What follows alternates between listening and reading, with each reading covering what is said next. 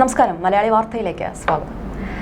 തെരഞ്ഞെടുപ്പൊക്കെ അടുക്കാനാകുന്ന ഈ ഒരു സാഹചര്യത്തിൽ പല കിങ്കരന്മാർ പലയിടങ്ങളിൽ നിന്ന് പൊന്തി വരുന്ന ഒരു കാഴ്ചയാണ് നമ്മളിപ്പോൾ കുറച്ച് ദിവസങ്ങളായിട്ട് കാണുന്നത്. കേരളത്തിൽ എന്ത് പറ്റി, അല്ലെങ്കിൽ കേരളത്തിലെ മന്ത്രിമാർക്ക് ഇത് എന്ത് പറ്റി എന്ന ചോദ്യം വീണ്ടും ഉയരുന്ന ഒരു സാഹചര്യമാണ് അല്ലേ?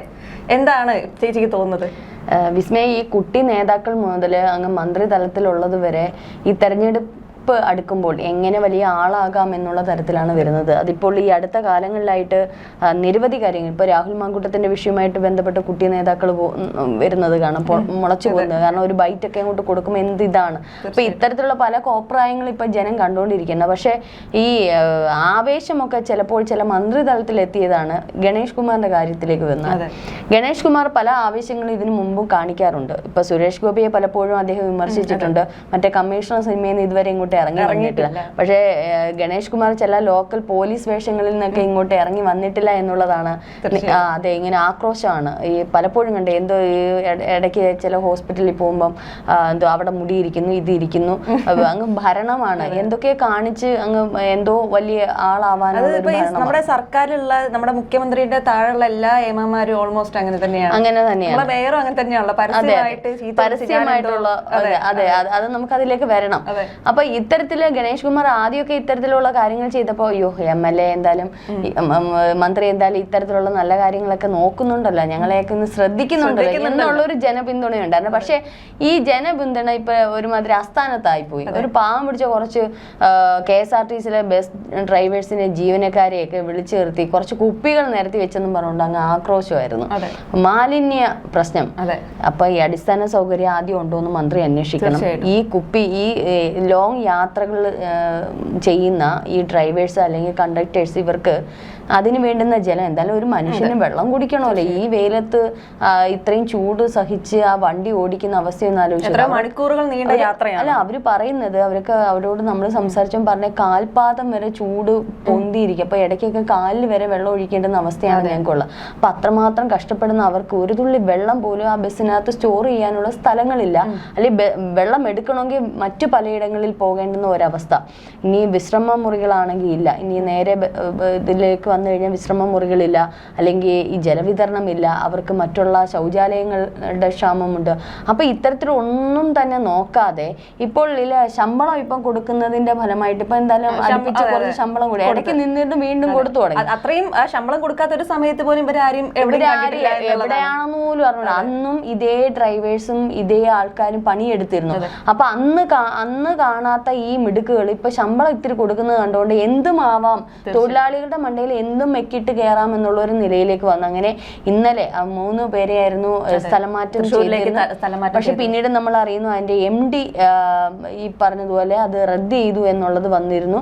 പക്ഷെ അതിന്റെ കൃത്യമായിട്ടുള്ള ഒരു പൂർണ്ണ രൂപം ഇതുവരെ കിട്ടിയിട്ടില്ല. പക്ഷെ ഇന്നലെ നമുക്ക് ഭയങ്കരമായിട്ട് വിഷമം തോന്നിയത് അതിലൊരു ഡ്രൈവർ കുഴഞ്ഞു വീണു എന്നുള്ളത്. അപ്പൊ നമുക്ക് എന്തായാലും അദ്ദേഹത്തിന്റെ ഓഡിയോ ക്ലിപ്പ് ഏതായാലും പ്രേക്ഷകർ കേൾക്കണം. കാരണം എന്താണ് ഓരോ സാധാരണ വ്യക്തികൾ അവനവന്റെ ഉപജീവനത്തിന് വേണ്ടിയിട്ട് തൊഴിലിടങ്ങളിൽ പോകുമ്പോൾ അവരുടെ ആ ഒരു പ്രഷർ, അല്ലെങ്കിൽ അവരുടെ ആ ഒരു വിഷമങ്ങൾ, വേദനകൾ എന്താണെന്നുള്ള എന്തായാലും പ്രേക്ഷകരിലേക്ക് എത്തിക്കുകയാണ്. കാരണം അദ്ദേഹത്തിന്റെ ഒരുപാട് കാര്യങ്ങൾ അദ്ദേഹം നമ്മളോട് പറയുന്നു. ഒരു സാധു മനുഷ്യൻ, എനിക്കും തോന്നി ഒരു സാധു മനുഷ്യൻ. അദ്ദേഹത്തിന് ഇത് എന്താണ്, ഈ ജീവനക്കാരൊക്കെ അവരുടെ ജീവന മാർഗമാണ് ഈ KSRTC, അല്ലെങ്കിൽ ഓരോരുത്തർക്കും അവരുടെ ജോലി എന്ന് പറയുന്നത് അവരുടെ ജീവന മാർഗം, ഒരു കുടുംബം ഉണ്ട്, അവർക്കത് പോറ്റി കൊണ്ടുപോകണം. മാത്രമല്ല ഈ റീലുകൾ എടുക്കുന്ന മന്ത്രിമാരൊന്ന് ചിന്തിക്കുക. നിങ്ങൾ ഈ സോഷ്യൽ മീഡിയ പ്ലാറ്റ്ഫോമുകളും നിങ്ങൾക്ക് ഈ ചാനലുകളും ഒന്നും വലിയ പ്രശ്നമില്ലായിരിക്കും. പക്ഷെ സാധാരണ ജീവിതം നയിക്കുന്ന പെൺകുട്ടികളുള്ള, അല്ല സാധാരണ വീട്ട് ഉടമകൾക്ക് അല്ലെങ്കിൽ സാധാരണ വ്യക്തികൾക്ക് ഈ സോഷ്യൽ മീഡിയ അല്ലെങ്കിൽ വൈറൽ ആവുക എന്നൊക്കെ പറയുന്നത്, അതും വൈറൽ എന്ന് പറഞ്ഞാൽ നല്ല വൈറലല്ല, പ്രസിദ്ധി തീർക്കുന്ന രീതിയിലൊക്കെ ആവുക. അവർക്ക് പ്രശസ്തി ലഭിക്കാൻ വേണ്ടി മറ്റുള്ളവരും കൂടി അതിന് ഒരു കാഴ്ച വെക്കുക, കാഴ്ച വസ്തുവാക്കുക. അത് അവരുടെ ഫാമിലി എന്തുമാത്രം ബാധിക്കുന്നു, ആ വ്യക്തി എന്തുമാത്രം ബാധിക്കുന്നു ഈ മന്ത്രിമാർ. ആ കുടുംബത്തിലും ഓരോ കുട്ടികളുണ്ട്, അവർക്കും ഒരു സോഷ്യൽ. അതെ, നിങ്ങൾക്ക് അങ്ങനെ എന്തെങ്കിലും പ്രശ്നം ഉണ്ടായിരുന്നെങ്കിൽ വീഡിയോ എടുക്കേണ്ട കാര്യമില്ലായിരുന്നു. നിങ്ങൾ അത് ആ ഉത്തരവാദിത്തപ്പെട്ട ഉദ്യോഗസ്ഥരെ വിളിച്ച് എന്താണ് അവരുടെ പ്രശ്നം എന്ന് ആദ്യം മനസ്സിലാക്കണമായിരുന്നു. എന്തിനാണ് കുപ്പികൾ നിരത്തി വെച്ചത് എന്നുള്ളത് മനസ്സിലാക്കിയതിന് ശേഷം വേണമായിരുന്നു ഇത്തരത്തിൽ പ്രസിദ്ധി ആർജിക്കുക. എന്തായാലും നമുക്ക് ആ ഒരു ഓഡിയോ ക്ലിപ്പിലേക്ക് പോവാം. അല്ല, ഞാനതൊന്ന് അന്ന് തൊട്ട് കഴിഞ്ഞ ദിവസത്തെ സംഭവത്തോട് തൊട്ട് എനിക്ക് ആ പല മാനസികമായിട്ട് സമ്മർദ്ദത്തിലായിരുന്നു. അപ്പം അന്ന് തന്നെ ഞാൻ ഒരു തരത്തിലാണ് ഡ്യൂട്ടി പോയിട്ട് തിരിച്ചു വന്നത്. പിന്നെ ഈ സോഷ്യൽ മീഡിയയിലും എല്ലാം ഇത് വന്നപ്പോഴത്തേനും നമ്മളൊരു സാധാരണപ്പെട്ടയാളാണ്. ഞാനൊരു പള്ളിയുടെ ട്രസ്റ്റിയൊക്കെ ആയിട്ടിരിക്കുന്ന ആളാണ്. അപ്പം ഇതെല്ലാം നമ്മളെ എല്ലാവരും അറിയൂല്ലോ എന്നുള്ള ഒരു ബുദ്ധിമുട്ടും കൊണ്ട് എനിക്ക് ആ പല അടുത്ത മാനസിക സംഘർഷത്തിലായിരുന്നു. അപ്പം അതിന്റെ ഉറക്കവും ഇല്ല, ഭക്ഷണവും ഇല്ല, എല്ലാം വിഷയമൊക്കെ ആയതുകൊണ്ട് ഞാനും കുടുംബം എല്ലാവരും കൂടെ കൂടി ഞങ്ങൾ മെഡിക്കൽ കോളേജിൽ പോയി ഒരു സൈക്കാട്രിനെ കണ്ട് കൗൺസിലിങ്ങും എല്ലാം നടത്തി അതിന്റെ ഒരു ചികിത്സയൊക്കെ തേടിയായിരുന്നു. അപ്പം അന്നേരമാണ് ഇപ്പം ട്രാൻസ്ഫർ റദ്ദാക്കി എന്ന് പറഞ്ഞത്. ട്രാൻസ്ഫർ കുഴപ്പമില്ല, റദ്ദാക്കി ഡ്യൂട്ടിക്ക് പോരാൻ പറഞ്ഞ് ഞായറാഴ്ച തന്നെ പോയിന്ന് വിളിച്ചറിയിച്ചു. അതിന് പ്രകാരമാണ് ഞാൻ ഇന്നലെ ഡ്യൂട്ടിക്ക് പോകുന്നത്. ഡ്യൂട്ടിക്ക് പോയിട്ടും ഈ ആൾക്കാരെല്ലാം കാണുന്നവരെല്ലാം ഇതാ താനല്ലേ മറ്റേ ഡ്രൈവർ എന്നൊക്കെ ചോദിച്ചു. നമ്മളെ രാവിലെ തൊട്ട് എല്ലാവരും കാണുന്നവര് എല്ലാം ചോദിക്കുകയും പറയുകയൊക്കെ ചെയ്ത് ഒരു ബുദ്ധിമുട്ടുണ്ടായിരുന്നു. അന്നേരമാണ് ഞാൻ മുണ്ടക്കയത്ത് ചെന്നപ്പോഴത്തേന് ഇങ്ങനെ വിളിച്ചു അറിയിച്ചു, ഇങ്ങനെ വീണ്ടും ട്രാൻസ്ഫർ അതിന്റെ ഇത് റിവ്യൂയിങ് ഓർഡർ അടിച്ചിട്ടുണ്ട് എന്ന് പറഞ്ഞ് വിളിച്ചറിയിച്ചു. അതായത് തന്നെ എന്റെ പിന്നെ ഞാൻ എന്നാ ചെയ്യണ്ടേ എന്നുള്ള എങ്ങനെ നമുക്കിത് ഒരു തെറ്റും ചെയ്യാതെ നമുക്കിത് കിട്ടിയില്ലോ എന്നുള്ള ഒരു സങ്കടം എല്ലാം കൂടെ ആയപ്പോഴത്തേനും ഒരു ബുദ്ധിമുട്ടായിരുന്നു. അതായത് അന്നേരം അത് ഇങ്ങനെ അതിന്റെ ഒരു മാനസിക സംഘർഷത്തിൽ ഇങ്ങനെ വന്നപ്പോഴത്തേനുമാണ് ഇവിടെ വന്നപ്പോഴത്തേനും അതിന്റെ ഒരു കടുത്ത വിഷമത്തില് അതാണ് സംഗതി. ഒരു നിവൃത്തിയില്ല, വണ്ടി ഓടിക്കാൻ പറ്റാതെ വണ്ടി ഓടിച്ച് നിർത്തുക. ഇന്നത്തെ ജീവിത സാഹചര്യത്തിൽ എങ്ങനെ പോകും? പോരാത്തിന് ഷുഗറും ഇതെല്ലാം ഉള്ളതുകൊണ്ട് ഞാൻ എങ്ങനെ വീട്ടിൽ 2 കുഞ്ഞു പിള്ളേരും പ്രായമായ കാരണവന്മാരും ഫാദറിനാണെങ്കിൽ ഇയർ ബാലൻസിന്റെ വിഷയമുണ്ട്. പുള്ളി നമ്മളില്ലാതെ ഒരാളില്ലാതെ സഹായിക്കാൻ ആളില്ല. ഒരാളില്ലാതെ നമുക്ക് വീട്ടിലെ കാര്യങ്ങളൊക്കെ നടത്തിയിട്ട് പോകാൻ ബുദ്ധിമുട്ടാണ്. 2 കുഞ്ഞു പെൺപിള്ളേരുമാണ്. വണ്ടിയിൽ വെള്ളം വെക്കാനുള്ള സൗകര്യമൊന്നും ചെയ്തു തന്നിട്ടൊന്നുമില്ല. അത് നമ്മൾ ഇങ്ങനെ കുടിക്കാൻ കൊണ്ടുവന്നത് അതെല്ലാ വണ്ടിയിലും അങ്ങനെയാണ്. ഡ്രൈവർമാര് ഈ ചൂടത്ത് ഒരു 3-5 കുപ്പി വെള്ളം ഇല്ലാതെ ഇപ്പോൾ ഈ ലോങ് സർവീസ് ഓടിക്കാൻ പറ്റില്ല. വെള്ളം കുടിക്കാനും മുഖം കഴുകാനും കാലേ വെള്ളം ഒഴിക്കാനും ഒക്കെ ഈ വെള്ളം ഇല്ലാതെ ഒന്നും സർവീസ് പൂർത്തീകരിക്കാൻ പറ്റില്ല. ജനങ്ങളുടെ ജീവിതം ഈ ഇത്രയും ഇതിൽ കയറുന്ന യാത്രക്കാരുടെ ജീവിതം നമ്മുടെ കയ്യിലാണല്ലോ ഇരിക്കുന്നത്. നമ്മളെ ഡ്രൈവറെ വിശ്വസിച്ചാണല്ലോ ആൾക്കാർ ഈ വണ്ടിയിൽ കയറുന്നത്. അപ്പൊ നമ്മൾ അത് നോക്കി അത്രയും നോക്കി സുരക്ഷിതമായിട്ടാണ് വണ്ടി ഓടിക്കുന്നത് പോകുന്നത്. വിസ്മയ, എന്ത് തോന്നുന്നു ഈ ഓഡിയോ ക്ലിപ്പ്? ഈ ഒരു വിഷയം നമുക്കിപ്പോൾ അദ്ദേഹത്തിന്റെ വാക്കുകൾ കേൾക്കുമ്പോഴേക്ക് ഏറ്റവും സത്യം പറഞ്ഞു കഴിഞ്ഞാൽ വേദനാജനകമായിട്ടുള്ള വാക്കുകൾ തന്നെയാണ് കേട്ടത്. അത് മാത്രമല്ല, ഇത് നമ്മൾ ആദ്യമായിട്ട് കേൾക്കുന്ന ഒരു ഓഡിയോ ക്ലിപ്പ് അല്ല, അല്ലെങ്കിൽ ഇത് ആദ്യമായിട്ട് ഒരു ഇപ്പോൾ അദ്ദേഹം മാത്രമല്ല ഇതുവരെ ഈ ഒരു മന്ത്രിയുടെ ഒരു പ്രശ്നം കൊണ്ട് നേരിടുന്ന ഒരു വ്യക്തി ഇയാൾ മാത്രമല്ല. നേരത്തെ ഇതേപോലെ ഒരു പ്രശ്നം ഉണ്ടായിട്ടുണ്ട്, ഓർക്കുന്നുണ്ടാവും. ഇത് ഒരു 2 വർഷങ്ങൾക്ക് മുൻപ് ഒരു നടു റോഡിൽ വെച്ച് KSRTC ഡ്രൈവർ യദുവിന്റെ അവസ്ഥ നമ്മളും ഇതുപോലെ അറിഞ്ഞിട്ടുണ്ട് ഒരു തവണ. അദ്ദേഹം ഇന്നും ഒരു ജോലി ഇല്ലാതെ, അല്ലെങ്കിൽ ഈ ഒരു കേസിന് പിന്നാലെ പണമില്ലാതെ, കേസ് നടത്താൻ പോലും പണമില്ലാണ്ട് ഓടിക്കൊണ്ടിരിക്കുന്ന ഒരു സാഹചര്യത്തിലൂടെ തന്നെയാണ് അദ്ദേഹവും പോയിക്കൊണ്ടിരിക്കുന്നത്. അത് നമ്മുടെ മറ്റാരുമല്ല, നമ്മുടെ സ്വന്തം മേയർ ആര്യ രാജേന്ദ്രൻ പൈസ കൊടുത്ത് അവാർഡൊക്കെ വാങ്ങിച്ചിരിക്കുന്നുണ്ട്. ഇതുവരെ അദ്ദേഹത്തിന് ജോലിയില്ല, കൂലിയില്ല. അപ്പം ഈ തൊഴിലാളികൾക്ക് വേണ്ടിയിട്ട് ഒന്ന് സംസാരിക്കുന്ന മന്ത്രി കൂടിയായിരിക്കണം. നിങ്ങളുടെ ഡിപ്പാർട്ട്മെന്റിന്റെ കാര്യം നോക്കുമ്പോൾ ആ ഡിപ്പാർട്ട്മെന്റ് ജോലി ചെയ്യുന്ന തൊഴിലാളികളുടെ അടിസ്ഥാന സൗകര്യങ്ങൾ മാത്രമല്ല, അവർക്ക് നേരിടുന്ന പല പ്രശ്നങ്ങളുണ്ട്. നിങ്ങളുടെ തന്നെ ഇത്തരത്തിലുള്ള ഭരണത്തിൽ ഇരിക്കുന്നവര് അവരോട് കാണിക്കുന്ന ചില അപമര്യാദകൾ, അത് മര്യാദക്കേടുകളുണ്ട്. അപ്പൊ ഇത്തരത്തിൽ എതു അനുഭവിച്ചതാണ് മേയർ ആര്യ രാജേന്ദ്രന്റെ പേരിൽ, അല്ലേ? അപ്പൊ ഇന്ന് അദ്ദേഹത്തിന് ജോലിയൊന്നുമില്ല, ജീവിതം വഴിമുട്ടിയിരിക്കുന്ന ഒരു അവസ്ഥയാണ്. ഇതിന് മന്ത്രി എന്താണ് തീരുമാനം എടുത്തിരിക്കുന്നത്? അപ്പം യദുവിന്റെ കുറച്ച് ഈ ഒരു വിഷയത്തിൽ ഇപ്പോൾ നമ്മൾ പറയുന്ന സമയത്ത് യദു ഗണേഷ് കുമാറിനെ കുറിച്ച് പറയുന്നുണ്ട്. ഗണേഷ് കുമാർ ഇപ്പൊ ഓടി നടന്ന് തെറ്റ് കണ്ടുപിടിക്കാൻ നടക്കുന്ന ഒരാളാണല്ലോ. എന്തുകൊണ്ട് സ്വന്തം പാർട്ടിയിൽ നടന്ന ഒരു സംഭവം അത് നമ്മുടെ സ്വന്തം മേയർ തന്നെ നടത്തിയിട്ടും എന്തുകൊണ്ട് KSRTC ഡ്രൈവർ ആയിരുന്ന യദുവിന്റെ കാര്യത്തിൽ ഗണേഷ് കുമാർ ഇടപെടുന്നില്ല എന്നുള്ള ചോദ്യം കൂടി ഇവിടെ ഉയർത്തേണ്ടതുണ്ട്. അപ്പൊ ഈ ഒരു വിഷയത്തിൽ ഗണേഷ് കുമാറിനെ കുറിച്ച് യദു പറയുന്ന കുറച്ച് വാക്കുകൾ കൂടി നമുക്ക് കേൾക്കാം. ഗണേഷ് കുമാർ പ്രതികരിക്കണമെന്നാണ് ഞാനും പറയുന്നത്. ഗണേഷ് കുമാർ ഇത്രയും കാലമായിട്ടും ഒരു ചാനലിൽ പോയി ചോദിക്കണേ ഞാൻ കേട്ടില്ല, ഒരു മീഡിയാസിലും പറയണേയും കേട്ടില്ല.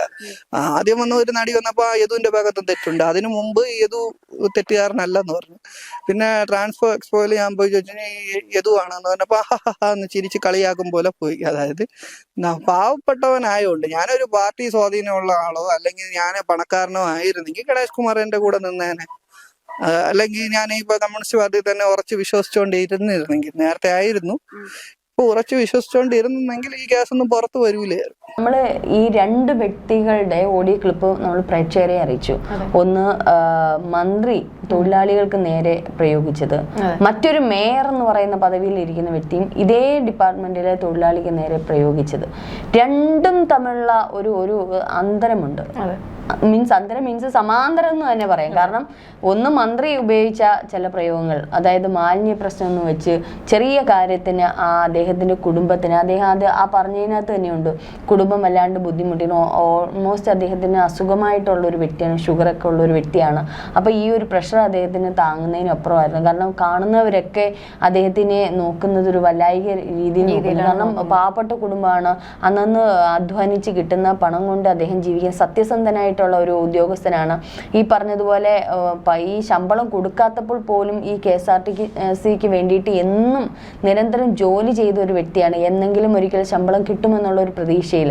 അപ്പൊ അത്തരത്തിൽ കർമ്മനിരതനായിട്ടുള്ള തൻ്റെ ജോലിയിൽ അത്രയും ഇത് തെളിവുകൾ, അതായത് അത്രയും നല്ല രീതിയിൽ അദ്ദേഹം ഇത്രയും കാലം KSRTCക്ക് വേണ്ടി ജീവിച്ച ഒരുപാട് മന്ത്രിമാർ മാറി വന്നിട്ടും പക്ഷെ അവർക്ക് വേണ്ടതൊന്നും ഇന്ന് വരെ ചെയ്തു കൊടുത്തിട്ടില്ല. പക്ഷെ ഈ ഒരു വിഷയം എനിക്ക് തോന്നുന്നു, ഈ ഒരു വിഷയത്തിലൂടെ നാളെ KSRTCക്ക് വേണ്ടി എന്തെങ്കിലുമൊക്കെ ചെയ്തു കൊടുക്കാൻ കഴിയും അദ്ദേഹത്തെ കൊണ്ട് എന്നാണ് പറയുന്നത്. തീർച്ചയായിട്ടും സത്യസന്ധനായിട്ടുള്ള ഒരു സാധുവായ മനുഷ്യൻ, അദ്ദേഹത്തിന്റെ വാക്കുകളാണ് ഞങ്ങൾ എത്തിച്ചത്. കാരണം അദ്ദേഹം പറയുന്ന കുറെ കാര്യങ്ങളുണ്ട്.